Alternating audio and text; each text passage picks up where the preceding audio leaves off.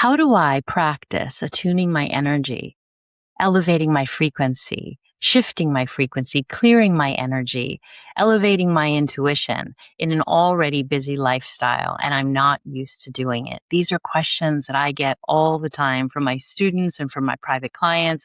And today I want to share with you how to naturally bring in energy elevating, shifting practices into your life as easy as possible as you begin to create rituals. And when we are shifting into something new, it can be scary, it can be overwhelming, and our nervous system can really push against us because it is overwhelmed, it is overloaded, it's trying to protect us, and all it's thinking is, this is something else I have to add to my plate.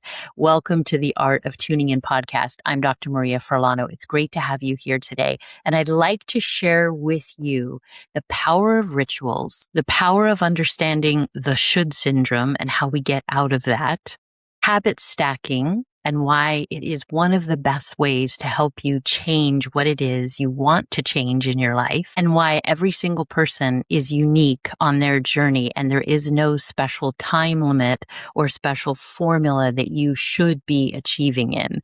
So when we talk about rituals, rituals are wonderful because they are something that we have in our life that we automatically do, and they have meaning for us.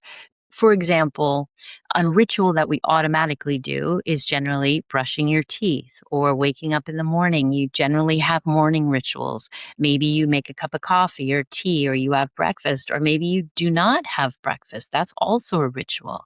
Maybe you go for a morning walk. Maybe you check your emails. Whatever it is, there are rituals. And I would highly recommend that you begin to make a little list, just really simple, of what it is you do daily that never changes. Those are rituals. And when you understand your habits or rituals, you begin to understand the process of how you're already aligning or not aligning your energy. So when you have a ritual, it's generally something that you look forward to. That's the key with a ritual. It has meaning for you. It has substance. For example, when I wake up in the morning, one of the things that I do is before I make my coffee, before I have my breakfast, before I interact with my family, I will put on some clothes, go outside. I have a little space outside that is an altar. It has a crystal on it. It has a candle. It has some incense. And it's my place to go before anything else starts in the day. And I begin to align my energy. I begin to breathe into my body. I begin to align my posture. I ground into the earth. I connect with what it is I believe in universally, and I allow the energy to begin to flow through my body. And I begin with gratitude. And I say a prayer of thanks, and I give thanks. And then I also set my intentions for what I would really like that day. As I'm moving into that energy, I can feel the frequency shift in my body. I can begin to feel myself settle in and begin to pay attention to myself in a different way, while at the same time, I'm connecting to what I feel is a broader sense of the universe, of universal energy. And that allows me to think beyond myself, right? Instead of just being totally focused on Maria, let's think a little more expandedly. So this is something that I have learned that helps me in every area of my life. It helps me attune my energy. Then when I go inside, I feel aligned, I feel gratitude, I feel energized, I feel present, and I'm able to interact with my family in a different way. Then I'm able to move into my work in a different way. And the times when I haven't done this, maybe it's a rushed morning or something has happened, there's always a little bit of an off feeling that I have. So this is a ritual that I have learned to really appreciate in my life. And so I look forward to making time for it. And these are the types of things that I really want for you. If you are looking to create more energetic alignment in your life, that you create very small things that make a difference. You don't start with an hour Qigong set that you're going to fit in somewhere. You start with something small. You start with breathing. You start with allowing yourself to feel your feet on the earth, to breathe into your body. These are ways that you can begin your day. And they may sound small, but they're not. They're actually huge things that make a big difference. So many people are moving through life. They're not grounded. They're not centered. Their energy is actually out in front of them. They're not in themselves. They're looking ahead. They're moving ahead, but they're not present. And all of the energetic attuning things that we do are to really help us to become embodied, to become present in ourselves so that we can be present with everything else in our life. And when we do that, not only do we have so much more energy to share, to have within ourselves, but life moves differently. We move through life differently. Life unfolds differently. Opportunities open, ideas come in, connections happen. It's just completely different when you are energetically aligned, which is why people know, they have an inner knowing that they really want to be doing things that attune their energy. And this is this little internal nagging of what can I be doing? So creating a ritual for yourself, very simple ritual, is really key. And again, I'm really serious. You get up from the side of your bed, you stand at the side of your bed, and you simply breathe. You simply feel your feet melt into the earth. You feel, as I always say, greet the earth and allow the earth to greet you. And when you do that, you are beginning to anchor yourself into a new day.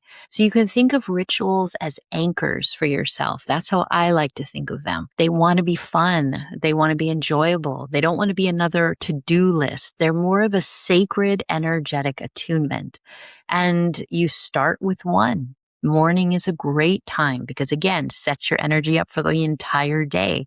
And then as you get comfortable with it, maybe there's another ritual in your day. Maybe in sometime in your day, you stretch or you walk or something embodied. And the reason why I bring this up, of course, I teach medical Qigong. And so I'm very much into the physical and breath and embodiment, but it's a really important thing because we spend so much time looking out.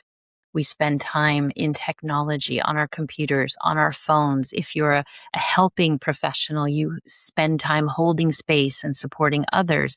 If you're a mom, a dad, you spend time organizing, getting things ready, holding space for others. If you're in the corporate world, there's so much that's going on around you. You're holding space, and you first want to be able to hold space for yourself. And that's where rituals come in of self-care. If you can't hold space for your own energy, you will not be able to hold space for others and your life for very long because you will be burning out.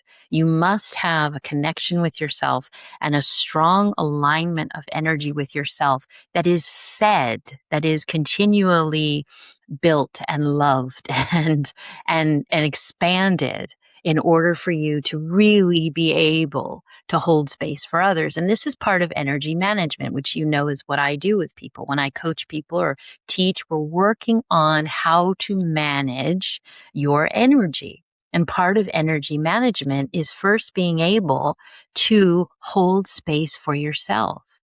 And that energy will overflow into a stronger energetic field around you, which supports you and then allows you to move forward. But you must continue to replenish that energy. And when we replenish that energy, that is part of the ritual. So when we look at willpower is not something that really works. And we know that it can be very short term. And when we're changing habits or we're creating new rituals, there's no time frame for this. There's no time limit. Like they used to say it would be 21 days and you create a new habit or a new ritual. That actually has been proven to not be true. It's extremely individual. Everybody moves at a different pace. Everybody's desire is different. Everybody's energetic makeup is different. So as you create new rituals for yourself, it's going to be in your own time frame. Another thing that is incredibly helpful when you are creating new rituals overhauls for yourself is to really be honest with yourself and ask why you want to do it. One of the things that I always do with new clients is I ask them, why do you want to shift whatever it is they're wanting to shift or to bring in to their life? What is the desire that's really there for you? Because if you don't have that desire, then shifting anything in your life is not easy. And so you want to ask, why do I want to do this? So, for example, my morning ritual of aligning my energy and lighting my incense and spending time with myself, my deepest why is because, first of all, I know that I feel better. I feel so much better during my day when I do that. I know that I am a better practitioner. I'm better when I work with people because I'm present. I know that I'm better with my family because I'm present. I know that my energy levels are better. I have all of these realities for me that have unfolded as I've done these practices. And so I feel them in my body. And for me, it is uncomfortable when I don't do them. So it is more valuable for me to keep that ritual in there rather than to skip it because I know how I feel. And so this is a question that you can very much ask yourself about anything that you want to create that's new. Why do I want to do this? How do I want to feel? What do I want this to create? What is the goal? Because if we don't have a reason for changing, changing can be very difficult. We love our habits and we love not to change. Change means that we move things around in our life and we can be very habit-oriented creatures where we just like where we are and we stay where we are and we're not going to shift anything. So asking yourself these questions makes a difference. And it doesn't have to be this huge answer, but it needs to be something that really means something to you.